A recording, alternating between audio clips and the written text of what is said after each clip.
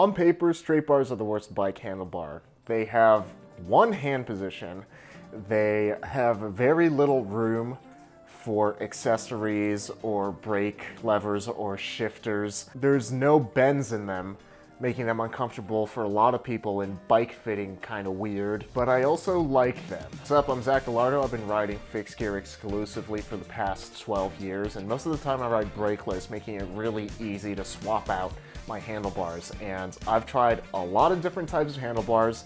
This is the first time I've tried straight bars. I've had them on my bike for the past 2 weeks. I expected to hate them, but I actually like them. Be sure to watch until the end of the video to find out if you should try them. Most handlebars have bends in them for a good reason. They give you more hand positions, making them more comfortable over longer rides, and they give you different positions to balance out your comfort versus how aerodynamic you are. Switching up your hand positions during a bike ride can give your muscles a much needed break as you use and focus on different muscle groups. If you're stuck in one position the whole time, it can lead to pain in your wrists, in your neck, in your back. But each bend that gets added to a handlebar also adds a little bit of complexity in terms of getting the fit just right. There's a zillion and one drop bars out on the market because not every single drop bar is going to fit every single person. In terms of how exactly the bar is bent, how deep the bar is, what angle these bends are at,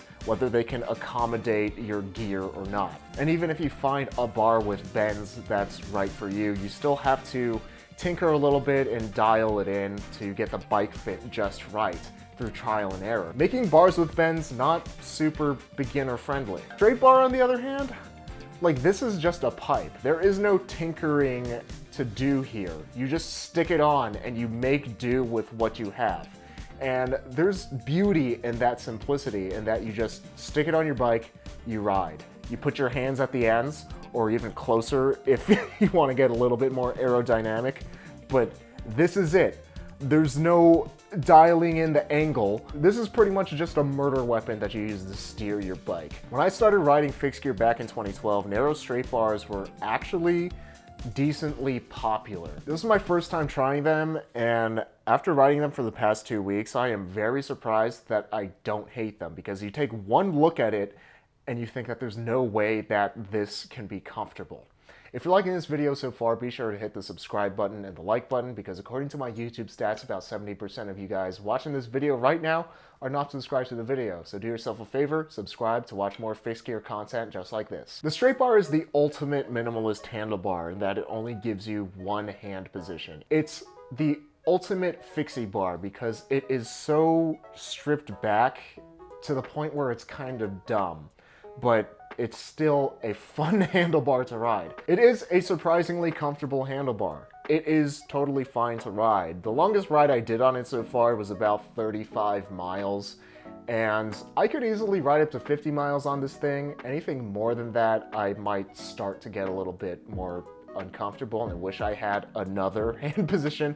I might even actually take off this bell so that I can have my second hand position with my hands all bang up close next to the stem. The key to comfort with this straight bar is you have to be really aware of your posture. Although you only have one hand position, it forces you to use that one hand position in as many ways as possible. And over longer distances, it forces you to change your posture with your shoulders and with your elbows. With my elbows bent, I can actually get a pretty convincing aero tuck.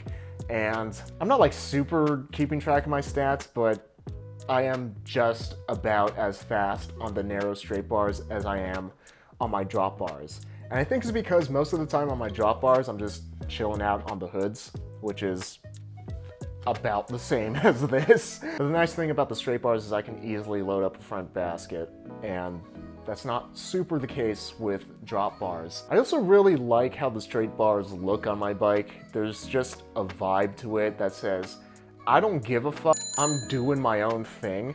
And just how clean and straight and simple and minimal they are a really slick looking handlebar. I also really like that this narrow straight bar, it's 48 centimeters wide. It could be narrower. People certainly go narrower than that. But it's super easy to get my bike in and out of the apartment. I live in a small apartment now, and that's something that I really appreciate because it just makes getting on my bike every day a lot easier. The narrow width of the bar also allows you to squeeze through cars or just whatever tight spaces as you're riding a lot more easily as well. And it'd also make it easier to throw your bike in the back of the car if you want to go somewhere else and ride. And Weight Weenies rejoice, the straight bar, of course, it's a lot less material than a comparable drop bar. It'll be about 1/3 lighter than a similar spec'd drop bar. And if you've tried a bunch of different handlebars that have different bends in them and you just can't get the fit right, these might just work for you because you just slap it on and ride your bike. For some people, this fit is actually what you're looking for, as crazy as that seems. The experience of riding on the straight bars is actually kind of freeing in that I'm not thinking about where the heck my hands are because they're only ever going to be right here, but rather I'm focusing on my ride more.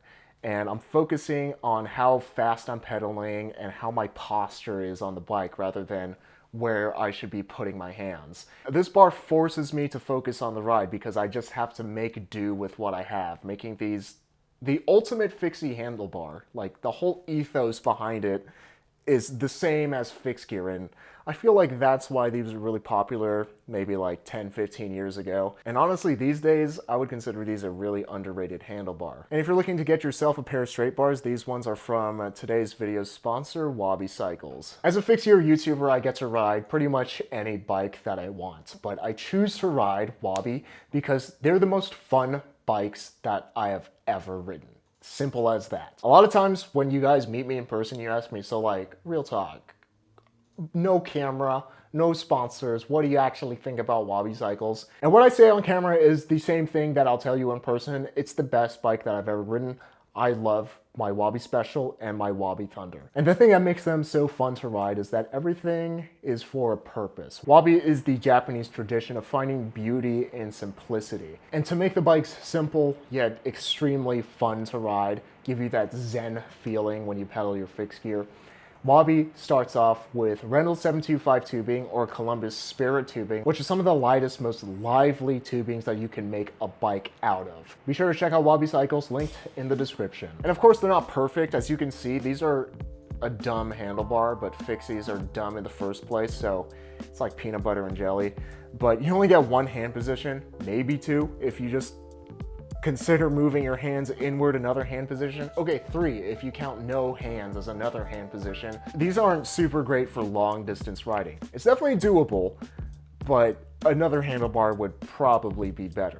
I will try riding these 100 miles and I will report back to you, but I think it's gonna be fine, but not ideal. I found that because they're so narrow, over extended climbs, they can get a bit uncomfortable on the wrists and the forearms since you have to use more of your strength to stabilize the bike when you're rocking it left and right. Compared to a wider handlebar, it's just more of a workout when you're climbing, which could be a good thing or a bad thing depending on how you look at it. And I've ridden them off-road just on some hard-packed dirt and gravel. They're okay. Anything sketchier than that, I would want a wider handlebar for sure. They're not going to do everything, but for the purpose of just getting me out the door really easily, out of my tight hallway, and getting these down the stairs. And also just the fact that whenever a roadie sees me on the trail, they try to pass me and then just like look really confused when I'm hanging with them at 20 plus miles an hour on this thing. It's just kind of hilarious. The thing I really like about bars that are not drop bars is that it gets me out of the mindset that I have to be riding as fast as possible all the time, and it just makes riding more enjoyable. And this handlebar just says to yourself and to everyone else that sees it that you're just doing your own thing and you're riding your bike and you don't care what everyone else is doing, and that's what I really like about them. Give them a try if you've never been able to get comfortable on drop bars, because they're reasonably aero, especially if you can learn how to tuck your elbows in. Yeah, they're kind of dumb, they don't make sense, but they're surprisingly fun, just like fixies, the ultimate fixie handlebar right here. Be sure to watch this video to find out what my favorite handlebar ever is. Fixie famous shoutouts to David K, Salvador Lombroso, Julian Corona, Brandon Black, Brent David, Mario Perez, and Ted Antri for helping to make these Fix Gears videos possible through their support on Patreon.